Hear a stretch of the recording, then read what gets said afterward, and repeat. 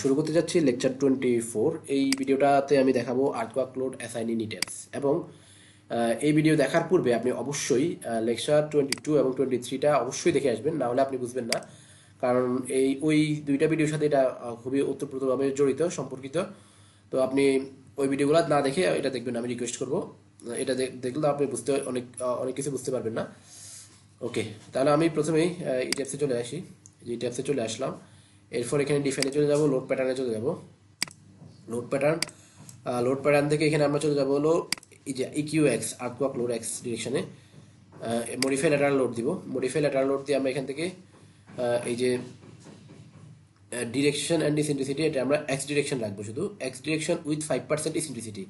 আমাদের বিএনবিসি বলছে 5% ইসেন্ট্রিসিটি নেওয়ার জন্য, যার কারণে আমরা এক্স ডিরেকশন উইথ 5% ইসেন্ট্রিসিটি নিয়ে নিলাম। মানে এটা চেঞ্জ করবো না। আর এখানে আপনাদের সবগুলো টিক চিহ্ন দেওয়া থাকবে, হ্যাঁ, এগুলো উঠাই দিবেন, জাস্ট এই ডিরেকশনে টিক চিহ্নগুলো রাখবেন এক্স ডিরেকশনে। এরপর টাইম পিরিয়ড হলো আমাদের, টাইম পিরিয়ডটা কি আমি একটু সিম্পলি ভাষায় করি। টাইম পিরিয়ড বলতে কি বোঝায় বাস্তবে, মানে একটা বিল্ডিংয়ের টাইম পিরিয়ড বলতে কি বোঝায় সেটা। তো একটা বিল্ডিংয়ের টাইম পিরিয়ড মানে হলো এই যে এটা যদি আমাদের বিল্ডিংটা হয়, সাপোজ এটা হলো আমাদের বিল্ডিং, এটা হলো আমাদের বিল্ডিং। তো এখানে যখন আর্থওয়ার্ক বিল্ডিংয়ের মধ্যে আসবে বা উইন্ড লোড যখন আসবে, উইন্ড আসবে যখন, বা আর্থওয়ার্ক আসবে, মানে যখন ল্যাটারাল লোডটা বিল্ডিংয়ে আসবে, তখন কী হবে, বিল্ডিংটা এদিক ওদিক দুলবে। মানে বিল্ডিংটা এই যে একবার এদিকে যাবে, আবার এদিক থেকে ল্যাটারাল লোড আসলে এদিকে যাবে, আবার এদিক থেকে এক্সের পজিটিভ দিক থেকে ল্যাটারাল লোড আসবে, বিল্ডিংটা এদিকে দুলবে, আর এক্সের নেগেটিভ দিক থেকে ল্যাটারাল লোড আসলে বিল্ডিংটা এদিকে দুলবে।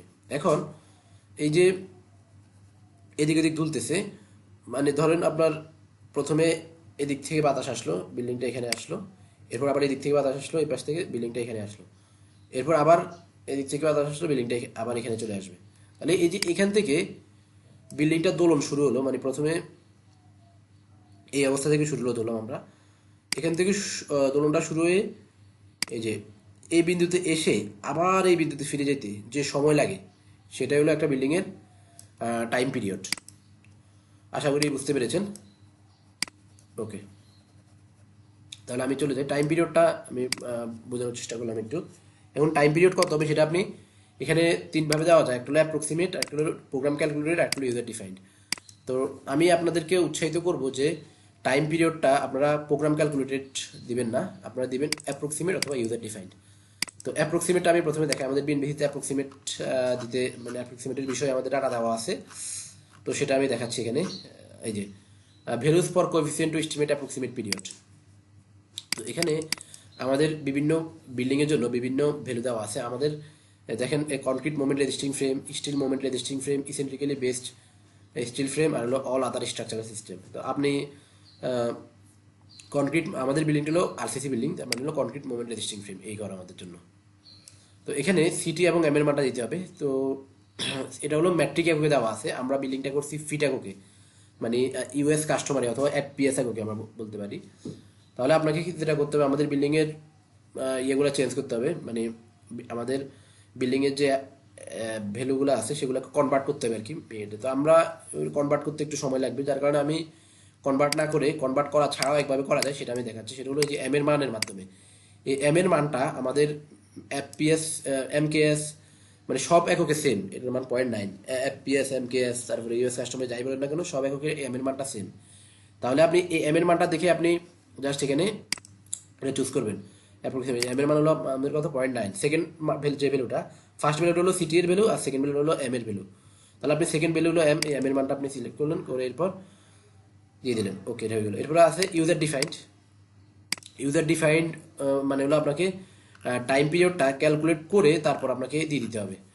তো টাইম পিরিয়ড ক্যালকুলেশনের একটা ফর্মুলা আছে, সেটা হলো CT H N to the power of M. হ্যাঁ, এই যে আমি এখানে একটু দেখাই, এখানেই আছে, আমার এই পিডিএফ এর মধ্যেই আছে, CT H N to the power of M. এই যেটা CT H N to the power of M, CT মান দিতে হবে, এইচ এন এর মান দিতে হবে, এম এর মান দিতে হবে, এবং ম্যাট্রিক ইউনিট এটা হবে। তো আমরা এখানে height of building in metre, হ্যাঁ, from foundation or top of the rigid basement. তাহলে আমরা আমাদের বিল্ডিংয়ের হাইট কত সেটা আমরা দেখে আসি। আমাদের সম্ভবত 84। আচ্ছা আমি একটু দেখে আসি এটাকে। এই যে রুফে আছে, আচ্ছা এখানে আমরা ইয়েতে চলে যাই, এডিট স্টোরিয়ান গ্রিড সিস্টেম। এখানে আমরা মডিফাইতে চলে যাব, গিয়ে এখানে আমাদের বিল্ডিংয়ের হাইট হলো যে 82.33। আমরা এটাকে মিটারে কনভার্ট করব। 82.333 বা হলো 3.28 দিয়ে ভাগ করলে আমার মিটারে চলে যাবে, তাহলে 25.10। ওকে, তাহলে 25.10 যদি হয়, আমরা এবার আবার চলে যাই define load pattern, EQX modify lateral load. তাহলে 25.10 যদি হয়, তাহলে আমরা আবার ফর্মুলাতে আসি, এখানে CT H N to the power of M. তাহলে সিটি এর মান হলো আমাদের কত, 0.0466। তাহলে সিটি এর মান হলো 0.0466 ইন্টু এইচ এন এর মান হলো আমাদের বিল্ডিং হাইট হলো কত, 25.1 metre, to the power of M এর মান হলো 0.9। তাহলে আমাদের এই বিল্ডিংয়ের জন্য টাইম পিরিয়ড হলো 0.847 সেকেন্ড। হ্যাঁ, তো আপনি চাইলে এখানে সরাসরি এটা বসাই দিয়েও করতে পারেন, আমি অ্যাপ্রক্সিমেটলি করবো এখানে। ওকে, এরপর স্টোরি রেঞ্জ হলো আমাদের মানে হলো আর্থকোয়েক যখন হবে, আর্থকোয়েকের ইফেক্টটা বিল্ডিংয়ের কোন স্টোরি থেকে কোন স্টোরি পর্যন্ত থাকবে সেটা। তো এটা হলো আমাদের বেস থেকে একবার ওভারহেড ওয়াটার রিজার্ভার পর্যন্ত, মানে পুরো বিল্ডিং জুড়ে থাকবে ইফেক্ট। এরপর ফ্যাক্টর, যে এটা খুব ইম্পর্টেন্ট, এই ফ্যাক্টরটা হলো আমাদের সিসমিক ডিজাইন ক্যাটাগরির সাথে সম্পর্কিত। হ্যাঁ, তো যেটা আমি আগেই বলেছিলাম যে এই ফ্যাক্টরটা দেওয়ার জন্য আপনাকে অবশ্যই 23 এবং 22 এবং 23 নাম্বার ভিডিও দেখতেই হবে, আদারওয়াইজ আপনি ইয়ে পারবেন না আর কি। এই যে আমি একটু ইয়ে করি, এনশিওর হয়নি, এটার জন্য আপনাকে অবশ্যই আমাদের এই যে এই কত নাম্বার 23, 22 এবং 23 নাম্বার ভিডিও দেখতেই হবে, মাস্ট বি, আদারওয়াইজ আপনি এই ভ্যালুগুলো বসাইতে পারবেন না। তো আমি চলে যাচ্ছি, এখানে আমাদের যে ভ্যালুগুলো দিতে হবে, রেসপন্স মডিফিকেশন ফ্যাক্টর আর, সিস্টেম ওভারস্ট্রেন ফ্যাক্টর ওমেগা, আর ডিফ্লেকশন অ্যামপ্লিফিকেশন ফ্যাক্টর সিডি, এই তিনটা ভ্যালু দিতে হবে।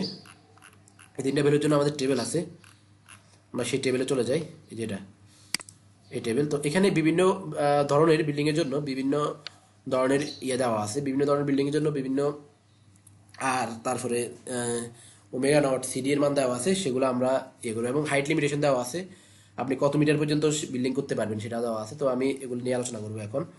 এখানে আপনি যে বিল্ডিংটা করবেন সেটা যদি এরকম হয়, বিয়ারিং ওয়াল সিস্টেম, মানে হলো শুধু ব্রিক ওয়াল, কোনো ফ্রেম নাই, কোনো বিম নাই, কোনো কলাম নাই, শুধু ব্রিকের উপর বিল্ডিং করে, তাহলে আপনার এই যে আর এর ভ্যালু হবে এগুলা আর কি। এখানে আবার স্পেশাল নাকি এখানে কি এসএমআরএফ নাকি আইএমআরএফ নাকি ওএমআরএফ হবে সেটা আবার দেখতে হবে। তো এর পরে আমরা যে বিল্ডিংটা করব সেটা হলো, সেটার মধ্যে কিন্তু আমাদের বিম কলাম শেরওয়াল আছে, ফ্রেম আছে, স্ল্যাব আছে। তাহলে আমাদের বিল্ডিংটা এই ক্যাটাগরির মধ্যে পড়ে না। এই ক্যাটাগরির বিল্ডিংগুলো বাংলাদেশে এখন খুবই কম হয়, আগে হইতো যে ব্রিক ওয়াল দিয়ে শুধু বিল্ডিং করা হইতো, এখনও আছে বিভিন্ন জায়গায়, যেমন জাহাঙ্গীরনগর বিশ্ববিদ্যালয় আছে, বুয়েট ক্যাম্পাসে আছে, এসব জায়গায় এই বিল্ডিংগুলো আছে এখন, ব্রিক ওয়ালের বিল্ডিং, কোনো বিম কলাম নাই, শুধু ব্রিক ওয়ালের উপর 10 ইঞ্চি ওয়াল দেওয়া হয় অনেক সময়, মানে যেটা লোড ক্যারি করতে পারে। ওকে, তো আমাদের বিল্ডিংটা এই ক্যাটাগরির মধ্যে পড়ে না, এই ক্যাটাগরির মধ্যে পড়ে না। এরপর যেটা আছে সেটা হলো building frame system. Building frame system মানে হলো এখানে উইথ ব্রেসিং অর শেয়ার ওয়াল, মানে শুধুমাত্র শেয়ার ওয়াল দিয়ে বিল্ডিংটা হবে, কোনো বিম থাকবে কিন্তু কলাম থাকবে না, শেয়ার ওয়াল। এটা হলো নর্মালি, আর স্টিল বিল্ডিং যদি হয় তাহলে ব্রেসিং দিয়ে হয়তো বিল্ডিংটা হবে। এটা নর্মালি অনেক হাই স্ক্রাইবার টাইপের বিল্ডিংগুলোতে অনেক সময় এই সিস্টেমটা হয়, আমাদের বিল্ডিং এই সিস্টেম না, এবং বাংলাদেশে এরকম টাইপের বিল্ডিং খুবই কম হয়, এরকম টাইপের বিল্ডিংও খুবই কম হয়, এগুলো হয় না বললেই চলে বলা যায়। এরপর আছে moment resisting frame, no shear wall. আপনি একটা বিল্ডিং করলেন, মনে করেন 3 তলা, তাহলে এটা তো শেয়ার ওয়াল থাকবে না স্বাভাবিক, সেখানে হলো আপনার, তাহলে সেই বিল্ডিংটা আপনার বিম কলাম দিয়ে করলেন, এই ক্যাটাগরির মধ্যে পড়বে। আপনাদের বেশিরভাগ বিল্ডিংই এই ক্যাটাগরির মধ্যে পড়বে, ইন্টারমিডিয়েট মানে moment resisting frame no shear ওয়ালের মধ্যে, moment resisting frame no shear wall. এগুলো হলো মানে লো রাইজ বিল্ডিংগুলা, 3-4 তলা 5 তলা বিল্ডিং, যেগুলোতে শেয়ার ওয়াল থাকে না, শুধু বিম কলাম স্ল্যাব থাকে, সেগুলো হলো এই ক্যাটাগরি। তো আমাদের বিল্ডিংটা এই ক্যাটাগরির মধ্যে পড়ে না, আমাদের বিল্ডিংটা পড়ে হলো এই যে এই ক্যাটাগরিতে, ডুয়েল সিস্টেমের মধ্যে পড়ে। এখানে ডুয়েল সিস্টেমের মধ্যে পড়লে, ডুয়েল সিস্টেমের মধ্যে আবার 3টা আমাদের ক্যাটাগরি আছে। একটা হলো স্পেশাল মোমেন্ট রেজিস্টিং ফ্রেম, আর একটা হলো ইন্টারমিডিয়েট মোমেন্ট রেজিস্টিং ফ্রেম, আর একটা হলো অর্ডিনারি মোমেন্ট রেজিস্টিং ফ্রেম, মানে এসএমআরএফ, ওএমআরএফ এবং আইএমআরএফ। তো আমাদের তাহলে ডুয়েল সিস্টেম। এখন আমাদের কোনটা এসএমআরএফ হবে নাকি ওএমআরএফ হবে নাকি আইএমআরএফ হবে সেটা আমাদেরকে বের করতে হবে। তো আমরা এর আগের ভিডিওতে বের করেছিলাম আমাদের সেটা ছিল সিসমিক রিজিয়ন ক্যাটাগরি সি। আপনারা অবশ্যই এর আগের ভিডিওটা দেখে আসবেন, না হলে কিন্তু এটা বুঝবেন না। তাহলে আমাদের ছিল এর আগের 22 নাম্বার 23 নাম্বার ভিডিওতে সম্ভবত আমাদের ছিল সিসমিক ডিজাইন ক্যাটাগরিটা। 22 নাম্বার ভিডিওতে ছিল আমাদের, 22 নাম্বার ভিডিওটা আপনারা দেখে আসবেন। 22 নাম্বার ভিডিওতে আমাদের সিসমিক ডিজাইন ক্যাটাগরিটা ছিল। তাহলে সিসমিক ডিজাইন ক্যাটাগরি আমাদের 22 নাম্বার ভিডিওতে আসছিল আমাদের সিসমিক ডিজাইন ক্যাটাগরি সি, যে এটা আসছিল। আমরা এক্সেলও বের করেছিলাম আমাদের সিসমিক ডিজাইন ক্যাটাগরি আসছিল সি, মানে এন অ্যাভারেজের মান ছিল এটা, এটা দিয়ে আমরা সাইড ক্লাস নির্ধারণ করেছিলাম। তো যাই হোক, এই যে এসসি আমাদের এসসি ছিল সাইড ক্লাস। তো আমাদের সিসমিক ডিজাইন ক্যাটাগরি সি আসছিল। সি মানে হলো ইন্টারমিডিয়েট মোমেন্ট রেজিস্টিং ফ্রেম, এই যে ইন্টারমিডিয়েট মোমেন্ট রেজিস্টিং ফ্রেম এটা। এখন তাহলে আমাদের বিল্ডিংয়ের মধ্যে আমরা যে ইট্যাপসের মধ্যে আমরা যে আর এর ভ্যালুগুলো দিব, response reduction factor, system overstrength factor, CD factor, এগুলো আমরা পেয়ে গেছি প্রায় বলা যায়। তো এখানে দেখেন ইন্টারমিডিয়েট মোমেন্ট রেজিস্টিং ফ্রেম, এবং এখানে আরও কিছু বিষয় আছে, সেটা হলো এই যে এটা হলে এখন এখানে আবার বিভিন্ন মানে ক্লাসিফিকেশন আছে, প্রকারভেদ আছে। যেমন 1 নম্বরে আছে হলো ইন্টারমিডিয়েট মোমেন্ট রেজিস্টিং ফ্রেমের মধ্যেও আরও প্রকারভেদ আছে। সেটা হলো কি, যেমন special steel concentrically braced frame, special reinforce concrete shear wall, আর এরপরে অর্ডিনারি রেইনফোর্স মেশনারি ওয়াল। তো আমাদের এই যে এটা হলো স্টিলের জন্য, এটা বাদ আমাদের হবে special reinforce concrete shear wall অথবা ordinary reinforce masonry shear wall. তো আমরা কোনটা নিব, আমরা সেটা এখন ইয়ে করবো। আবার 4 নম্বরেও একটা আছে, সেটা হলো ordinary reinforce concrete shear wall, এটা আছে। তো আপনি চাইলে এখানে আপনার হলো যে স্বাধীনতা আছে, আপনি কোনটা নিতে চান। তো আপনার হলো স্পেশাল রেইনফোর্স শেয়ার ওয়াল যদি নেন, স্পেশাল রেইনফোর্স কনক্রিট শেয়ার ওয়াল নিলে আপনার আর এর মান হবে হলো 6.5, আর ওমেগা নটের মান হবে হলো 2.5, সিডি এর মান হবে 5। আর আপনি যদি আমাদের বিল্ডিংয়ের সিসমিক ডিজাইন ক্যাটাগরি ছিল সি, যে সিটা সিতে হলে তাহলে আপনি স্পেশাল দিয়ে আপনি নো লিমিট, মানে হাইটের কোনো লিমিটেশন, আপনি যত তলা ইচ্ছে তত তলা বিল্ডিং করতে পারবেন, যত তলা ইচ্ছে তত তলা বিল্ডিংটা আপনি করতে পারবেন।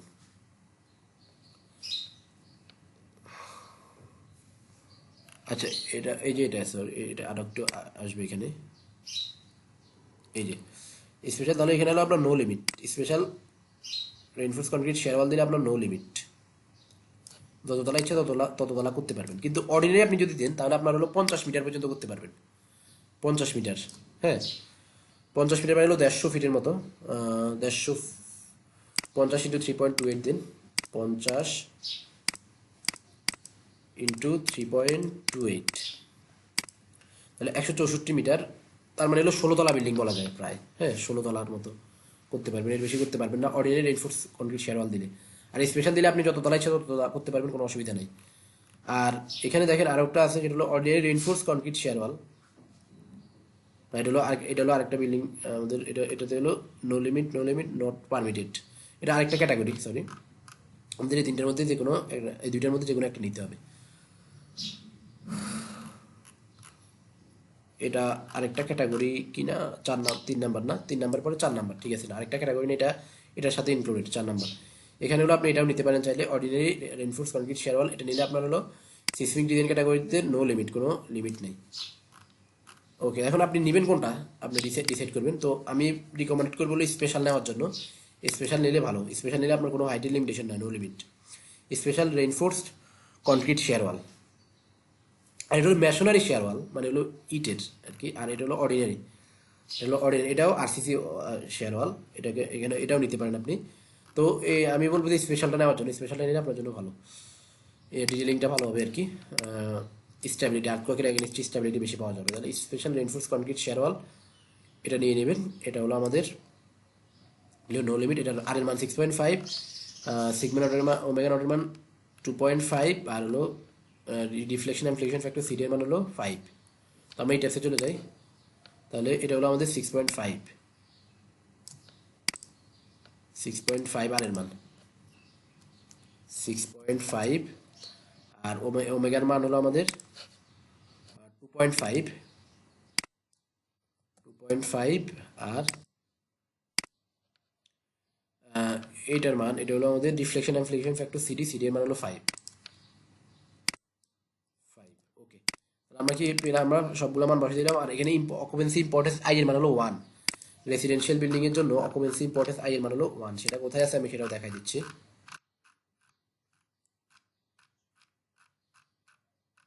এই যে আমাদের অকুপেন্সি ক্যাটাগরি ছিল 2, 2 এর জন্য আই এর মান হলো 1। ওকে, এরপর আমরা এখানে এগুলো দিয়ে দিব সিসমিক কোএফিসিয়েন্ট, যে SS 0.2 second spectral acceleration SS এবং এস1 এটার মানটা দিয়ে দিব আমরা। এটার মানটা দিব হলো আমরা যে এখান থেকে, এটা আমরা অ্যাপেন্ডিক্সে চলে যাবো। এটার জন্য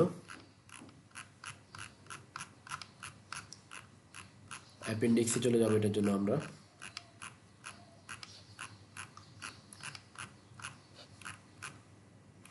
এই যে অ্যাপেন্ডিক্স, এটা এসএস এর মান হলো আমাদের জোন 2 এর জন্য 0.5, তাহলে 0.5 দিয়ে দিব আমরা 0.5। ওকে, এরপর এস1 এর মান হলো কত? এস1 হলো জোন 2 এর জন্য 0.2, 0.2। এরপর long period transition period, long period transition পিরিয়ডটা হলো আমাদের মিন বিসি 2 সেকেন্ড। সেটা কোথায় আছে সেটা আমি দেখাবো।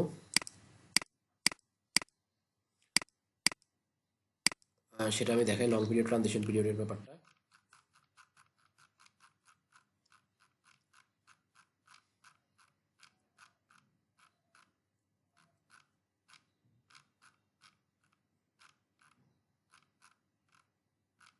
এই যে এখানে আমাদের সাইড ডিপেন্ডেন্ট সয়েল ফ্যাক্টর টি এর মান, টি এটিভি টিসি এগুলো দেওয়া আছে। এর মধ্যে ম্যাক্সিমাম যে ভ্যালুটা সেটা হলো long period transition period 2 second.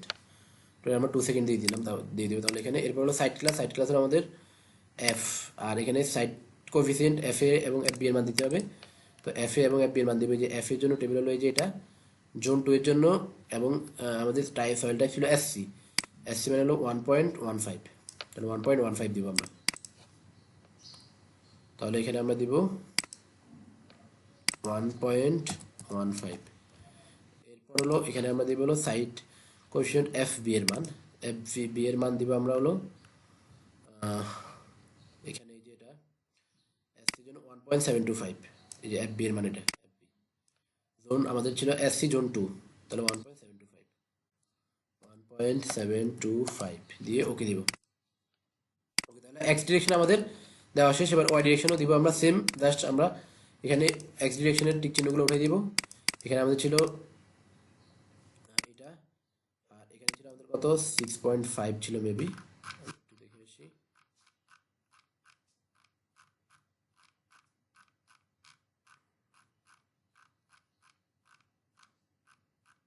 এখানে আমাদের 6.5, 2.55, 6.5, 2.5, এরপরে হলো 5।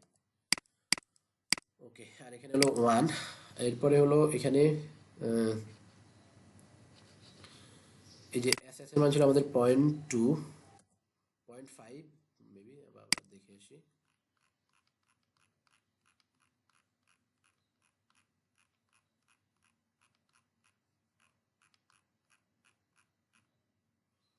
এস এর মান ছিল 0.5 আর এস ওয়ান এর মান ছিল 0.2 জোন 2 এর জন্য। তাহলে 0.5 আর 0.2 long period transition period 2 second. এরপর সাইড ক্লাসিফিকেশন, এটা হলো আমাদের এফ, এটা হলো সাইড কোএফিসিয়েন্ট এফ এর মান হলো আমাদের 1 পয়েন্ট কত ছিল 1.15, আর হলো 1.15 ছিল জোন 2 এবং এসসি ক্যাটাগরি 1.15, 1.15। আর এটা হলো 1.725, 1.725। ওকে, তাহলে আমাদের আর্টওয়ার্ক লোডটা দেওয়া শেষ হলো।